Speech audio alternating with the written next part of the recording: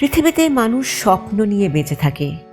কারো স্বপ্ন পূরণ হয়, আবার কারো স্বপ্ন অপূর্ণই থেকে যায়। স্বপ্ন ভঙ্গ হলে মানুষের হৃদয় ভেঙে চুরমার হয়ে যায়। তেমনি একজন স্বপ্ন ভাঙা মানুষ, জীবন যুদ্ধে পরাজিত সৈনিক, টাঙ্গাইলের ঘাটাইল উপজেলার পার্শি গ্রামের দুলাল চন্দ্র পাল। উক্ত গ্রামের সনাতন ধর্মের যে কজন প্রভাবশালী এবং ধনাঢ্য লোক ছিলেন, দুলাল পাল তাদের মধ্যে অন্যতম একজন। তার জীবনের শুরুটা ছিল কঠিন সংগ্রামের। কঠোর পরিশ্রম আর সততার উপর ভর করেই তিনি গড়তে চেয়েছিলেন নিজের নিশ্চিত ভবিষ্যৎ। সেই লক্ষ্যে অবিচল থেকে এক সময়ের হাসি খুশি, শৌখিন, পরিশ্রমী মানুষ দুলাল পাল বুক ভরা আশা আর চোখ ভরা স্বপ্ন নিয়ে জীবন সংগ্রামে জয় হওয়ার সুদৃঢ় প্রত্যয়ে বহু বছর আগে ঝাঁপিয়ে পড়েন ব্যবসার জগতে। দিনের পর দিন কঠোর পরিশ্রম করে, সততা আর বিশ্বাসকে পুঁজি করে একটা রাইস মিল গড়ে তোলেন। ঢাকা সহ দেশের বিভিন্ন স্থানে নিয়মিত চাল সরবরাহ করতে থাকেন। স্বল্প সময়ের মধ্যেই তার ব্যবসা বেশ জমজমাট হয়ে ওঠে। কিন্তু সততার মূল্য সবসময় টেকে না। ব্যবসার এক পর্যায়ে তিনি কিছু অসাধু মানুষের খপ্পরে পড়ে ভয়াবহ প্রতারণার শিকার হন। আমি ব্যবসা বাণিজ্য করতাম। ব্যবসা বাণিজ্যের মধ্যে আমি মাইর খেয়েছি। মাইর খেয়ে ব্যবসা বাণিজ্য সব নষ্ট হয়ে গেছে। তারপরে আমি ঋণ আছিলাম, ঋণ শোধ করছি। অহন ঋণ আছি, এখনো 4 লাখ টাকা ঋণ আছি। আমার অবস্থা খুব খারাপ। আপনারা যদি আমার অসহায়দের একটু সাহায্য করেন, তাহলে আমি বাঁচতে পারি। একতা যাদের সরল মনে বিশ্বাস করে ব্যবসার সব কিছু দায়িত্ব হাতে তুলে দিয়েছিলেন, তারাই দুলাল পালের সরলতার সুযোগ নিয়ে সব কিছু হাতিয়ে নেয়। তিনি ধীরে ধীরে হারাতে থাকেন পুঁজি। একে একে ভেঙে পড়ে তার স্বপ্নের ভিত। চোখের সামনে মুখ থুবড়ে পড়ে বছরের পর বছর কষ্টে গড়া সাজানো গোছানো ব্যবসা প্রতিষ্ঠান নিঃস্ব হয়ে যান তিনি। উপরন্তু হয়ে পড়েন ঋণগ্রস্ত। সর্বস্ব হারিয়ে মানসিক আঘাত, হতাশা আর দুশ্চিন্তার ভার সইতে না পেরে তিনি স্ট্রোক করেন। আমার বিয়ে হয়েছে 93 সালে। আমি 16 সাল পর্যন্ত অনেক সুখী ছিলাম, ভালো ছিলাম। আমার 17 সালের থেকে আমার অনেক কষ্ট, আমি একটু ঋণগ্রস্ত হয়েছিলাম। অনেক অপমান, অনেক বঞ্চনা সহ্য করছি। এখন আমার স্বামীর কেউ দেখার নাই। আমার স্বামী অনেক কিছু করছে সবার জন্য, কিন্তু তার কেউ প্রতিদান কেউ দিল না। এমনও দিন গেছে আমরা না খাই আছি ঘরের মধ্যে। আমাদের বাড়ির লোকজন আছে, শরীর আছে, কেউ কোনো কিছু দেখে নাই।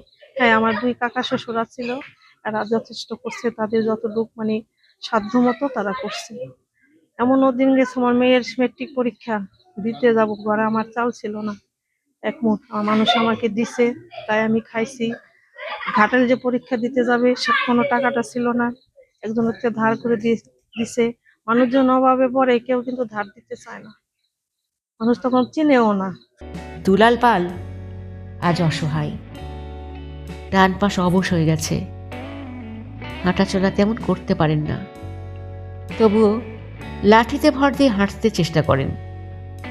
কথাবার্তাও অনেক সময় জড়িয়ে আসে। ভাগ্যের কি নির্মম পরিহাস! যে মানুষটি একসময় নিজের উপার্জনে সংসার চালাতেন, ঘনিষ্ঠজনদের সাহায্য করতেন, আজ তিনি অন্যের সাহায্যের দিকে চাতক পাখির মতো তাকিয়ে থাকেন। আমি ওখানে প্রতারণা করছিলাম। প্রতারণা পইরা আমার ক্ষতিগ্রস্ত হয়ে গেছে। আমি এখন 4 লাখ টাকার মতো ঋণ। এখন আমার ব্যবসা বাণিজ্য সব শেষ। আমি স্টক করে আমি অসহায় মতন পড়ে রয়েছি। আমার খাওয়া দাওয়ার নাই। আমার অবস্থা খুব খারাপ। এখানে আগে প্যান্ট শার্ট পরতাম, ব্যবসা বাণিজ্য করতাম। আগে আসছিলাম আমি এক ধরনের, অন মানুষে পড়ে আমার কান্দা আসে। আমি দূর পারি না, আমি অসহায় হয়ে গেছি। তার স্বপ্ন ছিল সমাজে প্রতিষ্ঠিত হওয়া, শেষ বয়সে একটু স্বস্তির নিঃশ্বাস নেওয়া এবং সম্মানের সাথে বেঁচে থাকা। যে মানুষটি একদিন পরিবারের ভরসা ছিলেন, আজ তিনি পরিবারের বোঝা হয়ে বেঁচে আছেন। এই বোধ তাকে প্রতিনিয়ত ভেতরে ভেতরে নিঃশেষ করে দেয়। অভাব, অসুস্থতা আর অবহেলার মধ্যে তার দিনগুলো কাটছে নিঃশব্দ কান্নায়। চিকিৎসা তো দূরের কথা, নিয়মিত খাবার জোটানো অনেক সময় অনিশ্চিত। আমার স্বামী আমাকে অনেক ভালোবাসে, আমিও তাকে ভালোবাসি। আমি চাই সবার মতোই হাত ধরে বা ঘুরি, ভালোভাবে থাকি, ভালোভাবে চলতে পারি। আমি যেমন তারে ভালোবাসতে পারি, সেও যেন আমার ভালোবাসতে পারে। এভাবে যদি বাকি দিনগুলো যেভাবে চলতে পারি, তাহলে মনে একটু শান্তি পাবো। আমি চাই আমার স্বামী বাইচা থাক, আমার শাখা সিঁদুর বজায় থাক। কেউ জানি আমাকে বলে না, ওই যে দেখো স্বামী মরে গেছে, কেমন দেখা যায়, এগুলো জানি বলতে না পারে।